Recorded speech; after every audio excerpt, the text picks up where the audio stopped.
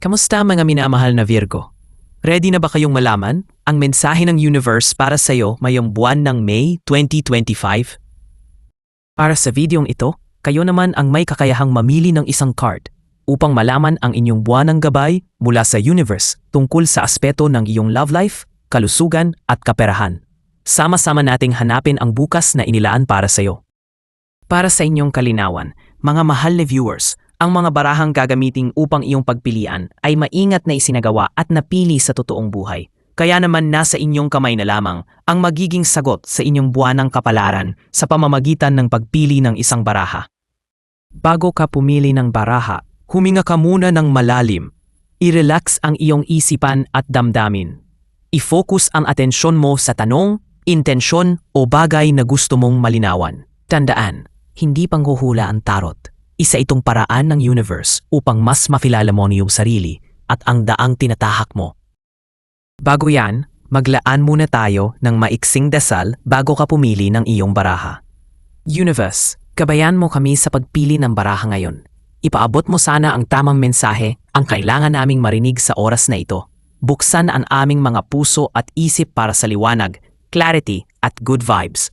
Salamat sa guidance at positive energy. Amen. Para sa iyong love life reading, sa harap mo ay may tatlong baraha, baraha 1, baraha 2, at baraha 3. Piliin mo ang barahang pinakamalakas pumukaw ng iyong atensyon at gamit ang iyong intuition. Ang tamang mensahe ay palaging makakarating sa tamang oras. Magbibigay lamang ako ng 10 segundo upang makapili ng iyong ninanais na baraha.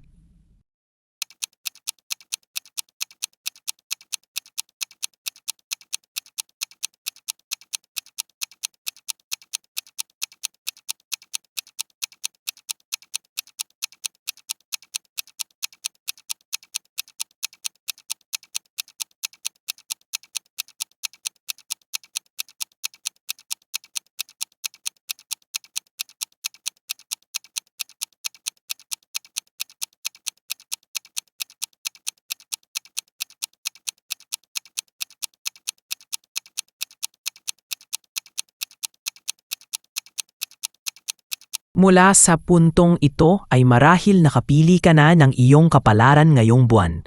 Tara, simulan na natin ang iyong reading.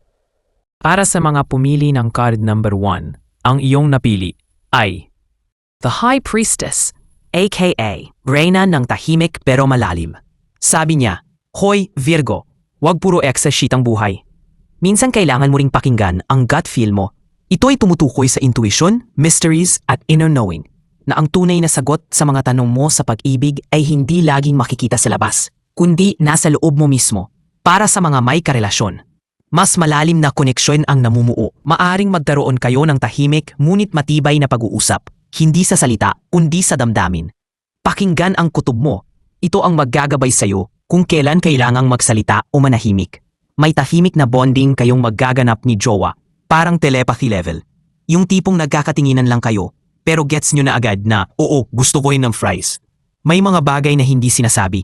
Maaring may mga sikreto o damdaming hindi pa nailalabas ng partner mo. Huwag magmadali, hayaan mong ang tiwala at oras ang magbukas sa kanya. Para sa single na Virgo, ito ay panahon ng inner work. Huwag piliting ang pag-ibig ngayon. Ang universe ay nagsasabing mas mahalaga munang kilalanin ang sarili, ang mga hangarin mo sa relasyon, at kung ano ang tunay mong kailangan sa isang partner. Yep. Ang love story mo ngayong buwan ay with yourself. Time to do some soul searching. Bago ka maghanap ng the one, alamin muna kung ikaw ba ay ready maging the one para sa sarili mo. May potensyal na spiritual connection sa paparating na love interest. Pero maaaring ito ay dumarating ng tahimik, kaya't kailangan mong maging mas mapanuri sa mga energy sa paligid mo. Iwasan ang sobrang pagiging praktikal lamang. Damhin mo rin kung anong sinasabi ng puso mo. Igalang ang iyong boundaries at maging maingat sa pagbubukas ng puso mo. Ang tamang tao ay makakapasok kapag handa ka na. Boundaries, Virgo. Hindi lahat ng marunong maggitara ay dapat pagbuksan ng puso. Para sa mga pumili ng card number 2, ang iyong napili ay Ace of Pentacles. Para sa mga single, ang Ace of Pentacles ay tanda ng bagong oportunidad. At sa usaping pag-ibig, ito ay maaaring bagong koneksyon na may potensyal para sa pangmatagalang relasyon. Maaring may makilala kang taong grounded, responsable, at seryoso sa buhay. Next naman Virgo, Mukhang may bagong seedling na tutubo sa love life mo. Huwag kang kabahan, hindi ito literal na tanim. Ang Ace of Pentacles ay nagsasabing, "Hoy, may darating na matino." Hindi ito fling o pa-cute lang. Ito yung tipo ng taong may savings account, marunong maghiwalay ng delata sa gulay sa grocery, at hindi takot sa salitang commitment. Para sa mga may karelasyon, Mayo ay magandang panahon para palalimin ang commitment. Maaaring pag-usapan ang mga praktikal na bagay tulad ng finances, pagpaplano ng kinabukasan, o pag-invest sa mga bagay na magpapalago ng relasyon. Time to adult up, Virgo. Ang card na ito ay paalala na love is not just kilig-gilig, kundi teamwork, bills, and saan ba tayo in 5 years level ng usapan. Ang card na ito ay paalala na ang pag-ibig ay hindi lang emosyon kundi aksyon at kailangang patunayan sa gawa. Sa kabuuan, Virgo, ang mensahe sa iyo ni Ace of Pentacles, kung ang puso mo ay parang plant na nalanta noon, good news. May chance siyang mabuhay ulit. Pero gaya ng halaman, kailangan ng araw, tubig at konting patience. Kung may nasirang tiwala dati, pwedeng ayusin. Basta willing kayong parehong maghalaman, magsikap. Para sa mga pumili ng card number 3, ang iyong napili ay 7 of Cups. Para sa Virgo ngayong buwan ng Mayo 2025, ang 7 of Cups ay nagbibigay ng isang makapangyarihang mensahe tungkol sa pag-ibig. Piliin mo ng mabuti ang iyong pinaniniwalaan dahil hindi lahat ng kumikislap ay ginto. Ang 7 of Cups ay parang menu sa isang fancy restaurant. Ang daming pagpipilian pero hindi lahat ay masarap o totoo. Sa pag-ibig, hindi lahat ng may abs ay may substance. At hindi porket sweet, sincere na agad. Mag-ingat. Baka mamaya, nasa situationship ka na pala na hindi mo alam, ikaw lang ang may ship. Kung ikaw ay single, marami kang maaaring makilalang tao ngayong buwan, maaaring sa social media, dating apps, o sa mga bagong social circles. Ngunit ang 7 of Cups ay babala na. Hindi lahat ay totoo o seryoso. May ilan na magpapakita ng interes, ngunit hindi naman tunay ang intensyon. Kailangan mong mag-ingat sa pag-i-invest ng emosyon. Kilalanin muna ng mabuti ang taong kausap mo bago mahulog ang loob. Sabi ni 7 of Cups sa iyo, Virgo, scam alert. Marami sa kanila ay pang-Instagram story lang, pero hindi pang long-term story ha. Gamitin ang utak bago ang puso. Piliin ang nagbibigay ng peace of mind, hindi migraines, okay? Kung ikaw ay in a relationship, maaaring may mga tanong ka tungkol sa inyong relasyon. Nagtatalo ba ang isip at puso mo? Ang 7 of Cups ay nagsasabing baka meron kang pinapangarap na ideal na relasyon at kinukumpara mo ito sa kasalukuyan mong partner. Baka may mga what-ifs o pagdududa. Kung ganito, panahon na para maglinaw ng damdamin at intensyon. The 7 of Cups says, baka may expectations ka na kasing taas ng Mount Everest. O baka nagwa-wonder ka kung may mas okay pa dyan sa partner mo. Oops, kung laging may what-if, baka kailangan ng real talk. Reality check muna bago fantasy. Baka si Mr. Right ay nasa harap mo na, pero naghahanap ka pa rin ng K-drama plot twist. Kung ikaw ay in a complicated situation, ito ang buwan kung kailangang magdesisyon. Hindi mo na kayang maghintay ng walang linaw. Ang 7 of Cups ay nagsasabing baka masyado ka nang nalirito dahil sa mixed signals. Huwag hayaang lamungin ka ng pag-aalinlangan. Piliin ang sarili. Kung paulit-ulit kang nasasaktan, baka ikaw na lang ang nag-i-effort sa isang guni-guni. Sa kabuuan, Virgo, ang 7 of Cups ay paalala sa iyo na ang kaalinuhan mo sa pagpapasya ang magiging sandata mo. Huwag hayaang ang puso lang ang magdesisyon. Gamitin din ang logic. Hindi mo kailangang piliin agad, pero kailangan mong maging malinaw sa sarili mo kung ano talaga ang gusto mo.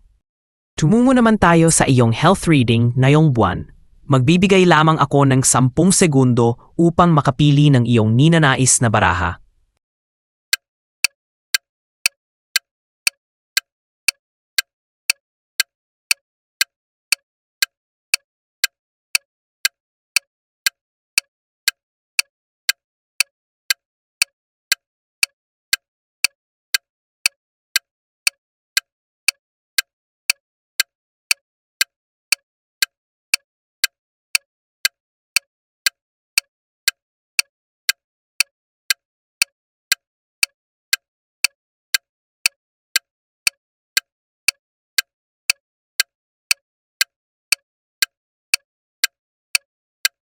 Mula sa puntong ito ay marahil nakapili ka na ng iyong kapalaran ngayong buwan.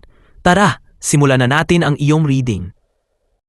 Para sa mga pumili ng card number 1, ang iyong napili ay King of Pentacles. Ang King of Pentacles ay sumasagisag sa security, responsibilidad at pagkamit ng maayos na balanse sa buhay, kabilang na ang kalusugan. Bilang isang earth sign, ang Virgo ay natural na maalaga at detalyado at ngayong Mayo, pinapaigting ito ng King of Pentacles. Virgo, ihanda na ang planner mo, hindi para sa mga meeting, kundi para sa me time. Ang King of Pentacles ay dumalaw ngayong Mayo para ipaalala sa iyo na hindi lang bank account ang kailangang may balanse, pati katawan at kaluluwa rin. Maaaring mas makikinabang ka sa pagkakaroon ng regular na routine sa pagkain, ehersisyo at tulog. Bonus points kung hindi ka iiyak habang iniiwasan mo ang milk tea. Panahon ito para pahalagahan ang iyong katawan sa pamamagitan ng pagkain ng masustansyang pagkain, pag-inom ng sapat na kubig, ay pag-iwas sa sobrang stress. Maaaring konektado ang iyong kalusugan sa iyong pinansyal na estado ngayon. Halimbawa, baka maglaan ka ng budget para sa check-up, supplements o gym membership. Sulit ito sa pangmatagalan. Oo, minsan mahal ang supplements o gym membership. Pero mas mahal ang hospital bill, bes. Kung may budget ka para sa aesthetic coffee, kaya mo ring mag-invest sa vitamin C at yoga class. Adulting yan. Ang King ay isang strategist.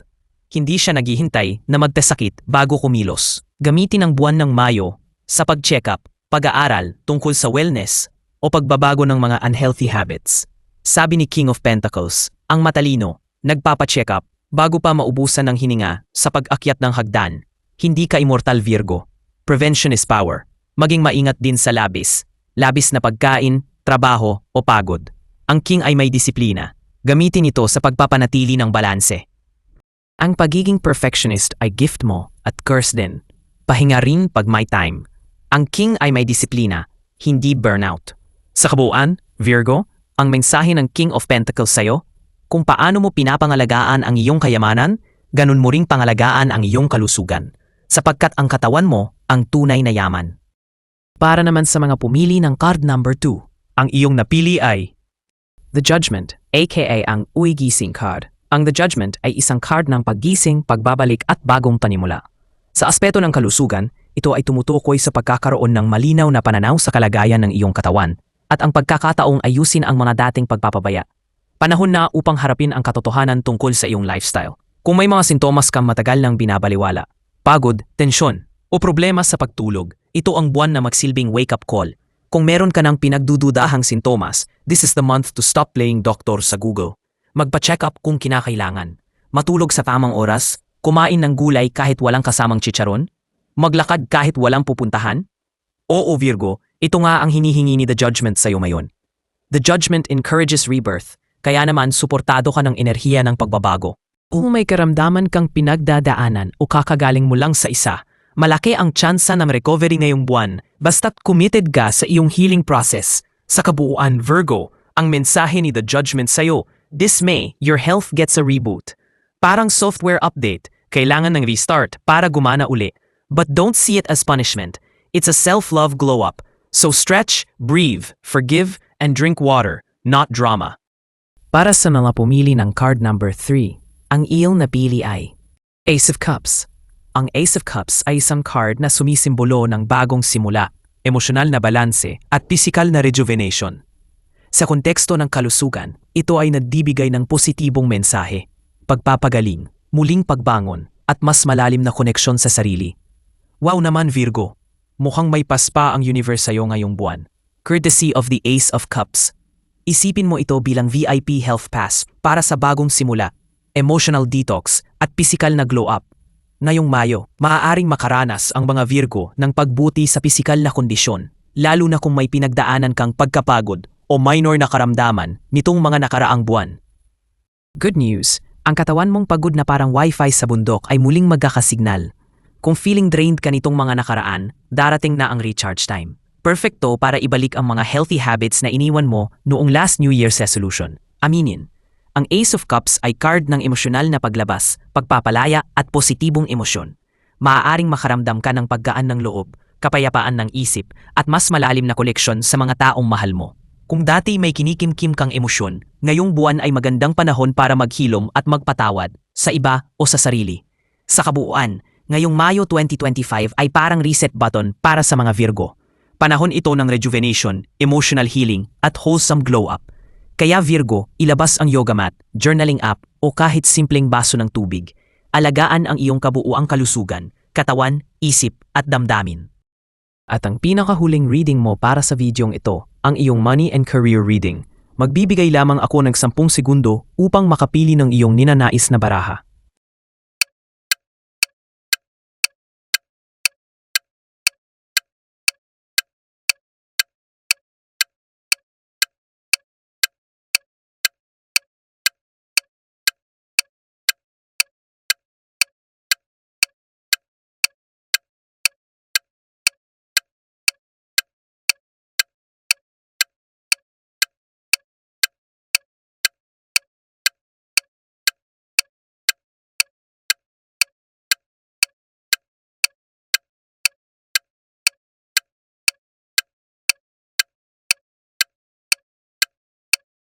Mula sa puntong ito ay marahil nakapili ka na ng iyong kapalaran ngayong buwan. Tara, simulan na natin ang iyong reading. Para sa mga pumili ng card number 1, ang iyong napili ay The Chariot. Ang The Chariot ay isang card ng tagumpay sa pamamagitan ng disiplina, kontrol at determinasyon. Ipinapakita nito na ang Virgo ay maaaring harapin ang mga hamon sa pananalapi ngayong buwan, ngunit may kakayahan kang malatpasan ito sa pamamagitan ng matibay na focus at pagpupursige. Na kung Virgo, kumakabog ang puso ng The Chariot hindi dahil sa kaba, kundi dahil may laban na naman si Virgo. Laban kontra gastos, laban kontra temptasyon ng budol, at laban para sa financial stability. Good news, may panalo ka dito basta't may disiplina ka. Kung may proyekto o side hustle kang sinimulan kamakailan, may malaking posibilidad na makakita ka ng konkretong resulta ngayong Mayo. Ngunit hindi ito darating ng madali, kailangan mo talagang pagtrabahuhan ito. This May pwedeng magbunga na yan, pero hindi ito magic. Kailangan mong trabahuhin pa rin. Hindi pwedeng mamanifest lang bes, kilos-kilos. May tukso ngayong buwan na gumastos sa mga hindi naman kailangan, kaya't hinihimo ka ng Chariot na magtaglay ng disiplina sa paggastos. Tandaan, hindi lahat ng nais ay kailangan. Alerto, may tukso na parang sale na nagsasabing add to cart mo na ako, pero huwag paloko. Ang The Chariot ay parang best friend mong praktikal. Lagi kang pinapaalalahan ng hindi porket cute kailangan mo na. Maaaring may dalawang magkaibang oportunidad na lumapit sa iyo. Halimbawa, dalawang paraan para kumita. Ang The Chariot ay nagsasabi na kailangan mong pumili ng direksyong malinaw at huwag magpa-distract. Focus ka lang sa isa at panindigan ito. Maaaring may dalawang financial path na kumakatok sa iyo, side gig o overtime, online business o freelance work. Ang sikreto, huwag ka magpaka-zombie mode. Pumili ng isang landas at aarangkada ng buong loob. Hindi ito fast and furious. Hindi pwedeng sabay-sabay ang sasakyan. Para naman sa mga pumili ng card number 2, ang iyong napili ay Eight of Pentacles, Virgo, aka and forever grounded pero overthinking sign. Yes, ikaw yon. Ang Eight of Pentacles ay sumisimbolo ng masinsinang pagtatrabaho, paghasa sa isang kasanayan, at pagpupunyagi para sa pangmatagalang tagumpay. Para sa Virgo ngayong Mayo 2025, ang focus ay nasa disiplina, detalye at sipag. Mga likas na katangian mo na ngayon ay lubos na mapapakinabangan. Sa buwan ng Mayo, ikaw ang bida sa sariling training arc mo. Buti na lang, natural sa'yo ang pagiging masipag, metikuloso, at hindi madaling madistract. Maliban na lang kung may cute na art crafts. Maaaring dumami ang mga oportunidad na konektado sa isang skill-based o technical na trabaho. Kung ikaw ay nasa freelancing, crafts o anumang gawaing nangangailangan ng expertise, maaaring lumago ang kita mo ngayon. Abot-abot ang posibilidad ngayong buwan, basta huwag lang puro posibilidad at zero action. Kung ikaw ay freelancer, artist o DIY royalty, time to shine. May chance for promotion or dagdag na racket. Yes, more kita, pero more eyebags din. Kung naghahanap ka ng trabaho, ang pagpapakita ng iyong track record at portfolio ang susi. Ang baraha ay paalala rin na mahalaga ang matalinong paghawak ng pera. Hindi ito buwan para sa pabigla-biglang paggastos. This is not the time para bigla ka na lang bumili ng inflatable pool kasi summer naman. Gamitin ang pera sa learning, training o kahit online course, mas sulit yan kaysa 7th pair of white shoes. May long-term savings goal ka? Good, tuloy mo yan. Isipin mo, ang future self mo ay nagpapasalamat na sa'yo habang umiiyak sa bagong bahay o successful business. Sa kabuuan, Virgo, ang Eight of Pentacles ay nagtuturo ng focus at consistency. Ang tagumpay mo sa pera ngayong Mayo ay nakadepende sa kung gaano ka ka-committed sa proseso. Hindi sa biglaang swerte. Hindi ito instant yaman vibes, kundi hinay-hinay pero sigurado. Stay the course and perfect your craft. O sa mas relatable terms, huwag kang mainip, hindi ka noodles. Para sa mga pumili ng card number 3, ang iyong napili ay Two of Cups. Love is in the air, wait sa wallet pala. Para sa Virgo ngayong buwan ng Mayo 2025, ang paglabas ng Two of Cups sa usaping pera ay may positibong mensahe, lalo na sa aspeto ng pakikipag-partner, collaboration, at mutual trust. Karaniwang iniisip ng iba, Two of Cups, uy love life yan. Pero hindi Virgo. Sa finances, ito ang card ng teamwork makes the dream work. Hindi ito tungkol sa candlelight dinner. Ito ay tungkol sa contract signing over coffee. Maaaring may darating o umiiral na business partnership o kasunduan na magbibigay ng financial gain. Maganda ito kung may pinagkakatiwalaang tao kang nakakausap tungkol sa negosyo, investments o trabaho.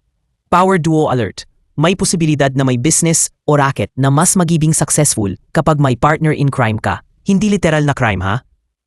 Kung may asawa o ka-live-in partner ka, may pagkakaisa kayo ngayon sa financial goals. Mainam ang pagpaplano ng budget o investments ng magkasama. Maaaring may trabaho o income opportunity na darating sa pamamagitan ng isang kaibigan, kasintahan o kakilala. Yung tropa mong dati mo lang ka-text, baka siya pa ang magbukas ng pinto sa bagong income stream. Kaya wag dedma sa mga invite kahit mukhang networking na may a free sandwich. Ang success sa pera ay hindi basta solo effort na yung buwan. Kailangan mo nang maging bukas sa collaboration o partnership. Iwasan ang emotional decision-making pagdating sa pera. Kahit maganda ang koneksyon, siguraduhin pa rin na malinaw ang terms at expectations sa anumang kasunduan. Para sa bottom line Virgo, hindi mo kailangan solohin ang financial success. Minsan, ang tunay na yaman ay nasa tamang partnership at medyo nasa bank account din. Ayan na nga Virgo, ang iyong tarot reading para sa buwan ng May 2025. Sana'y nakatulong ito upang bigyan ka ng gabay at inspirasyon sa mga darating na araw. Tandaan, ikaw pa rin ang may hawak ng iyong kapalaran. Gamitin mo ang mga mensaheng ito bilang ilaw sa iyong landas. Kung nakaresonate sa iyo ang reading na ito, huwag kalimutang i-like, i-share, mag-subscribe at i-click ang notification bell para sa mga susunod pang readings. Muli, ito ang Ren Soul Tarot Channel. Maraming salamat sa panonood at magkita-kita tayo muli sa susunod na buwan. Ingat ka palagi Virgo.